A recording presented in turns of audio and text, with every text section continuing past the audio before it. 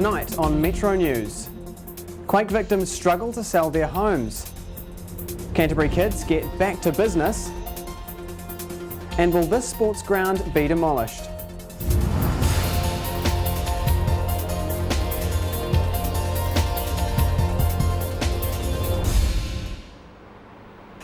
Kia ora, good evening, I'm Marcus Irvine. Welcome to Metro News, a local news bulletin prepared by the students of the New Zealand Broadcasting School.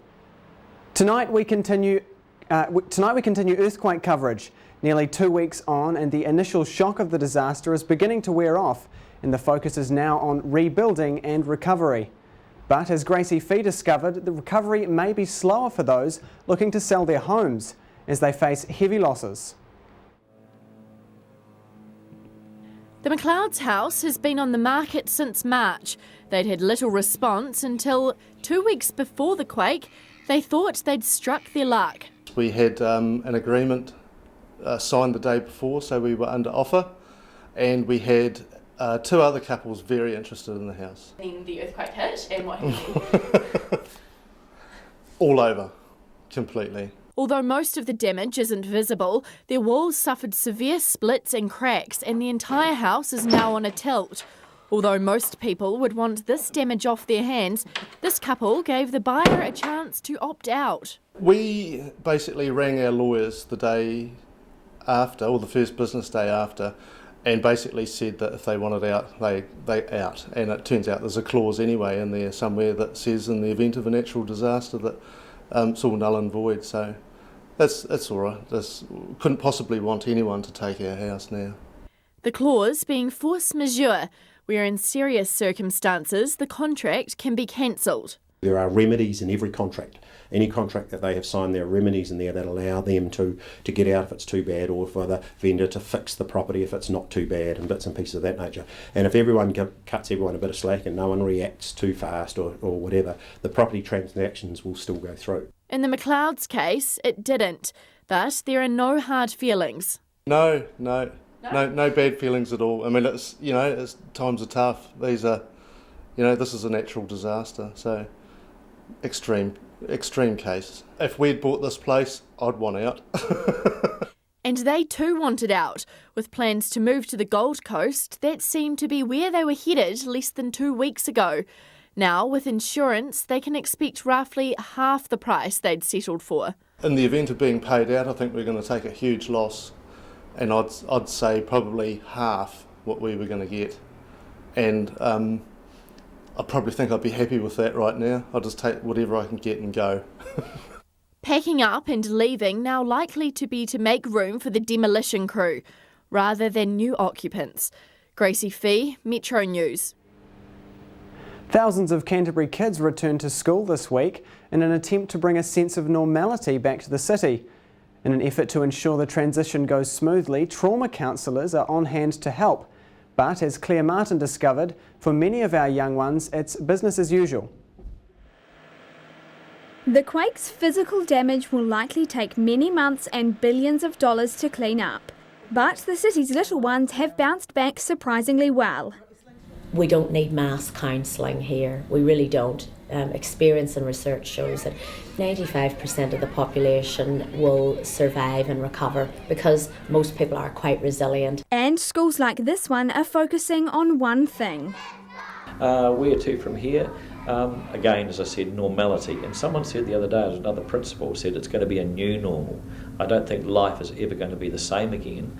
And they did say 1% will never return to equilibrium as they knew it beforehand.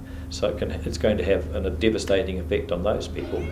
So, in an attempt to regain a sense of normality, St Michael's are tying the disaster into their curriculum. The message we elected to give ourselves, and me as a leader, was to say, hey, when they come back, we want these children to feel as safe as we can make them feel, and that out of this there will be some wonderful language writing. There'll be some let them tell those stories, let them paint those pictures. And they did say at the trauma meeting too, if the house has been damaged in some way, show us how that house is going to look when it's fixed up. But the students are unfazed. They're even a little pleased at the quake's timing. We were supposed to have lots of tests this week. It's last week of school and we haven't had too many, which is really good. So the children are recovering well and fast, and perhaps that's because they're surrounded by calm, in-control parents. Children who live in stable families with good, parents and adults around them should recover quite quickly. The other aspects, though, are that it's how the parents react, which will determine how their children cope. If parents are anxious and hysterical, the children will take their lead from them. If parents are calm, at least on the outside, the children will take their cues from that. And according to the experts, St Michael's is taking the right action.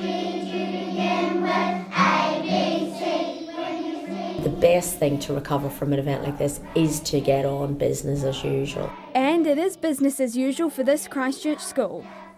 Claire Martin, Metro News.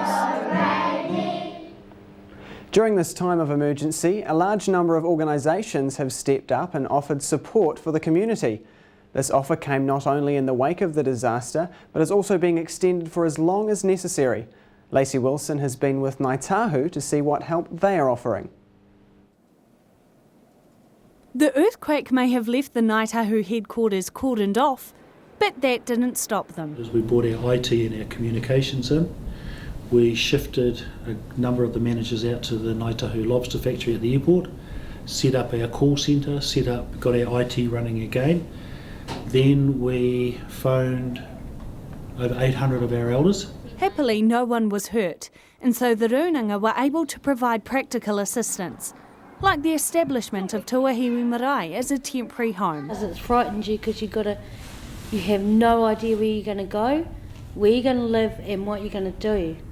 So that thought's in your mind. And when I heard about the marae being opened up as a welfare place, well, that gave you something to hold on to until you can figure out where you're going to go. While the marae has been providing comfort to people since the quake, the focus is now on the future. We've got to move on. We've got to sort things out, get back on the road, get back on the hikui of life. Now that Donna and others have been rehoused, Ngāi Tahu are looking towards other ways to help and have had no end of support. In some ways it's been quite beautiful. We've had phone calls from over half the tribes of the country offering support, offering money. One of our runangas in the south rang on Sunday. Mark, we're sending through $10,000 to start a fund. Support has also come in another form. The tribes of Te Tauihu, that's the 8 tribes up in Marlborough, Nelson district, contacted us and said, look, we've booked out Whakatū Marae in Nelson. We've booked it out for this weekend coming. Any Ngāi Tahu that wish to have a weekend away, we will look after them. And while Ngāi Tahu are now back in their buildings, they say support will be offered for as long as it's needed. Lacey Wilson, Metro News. Later in the program, to demolish or not, the uncertain future facing a Christchurch club. But first up after the break, untouched by the quake, so why are these businesses struggling?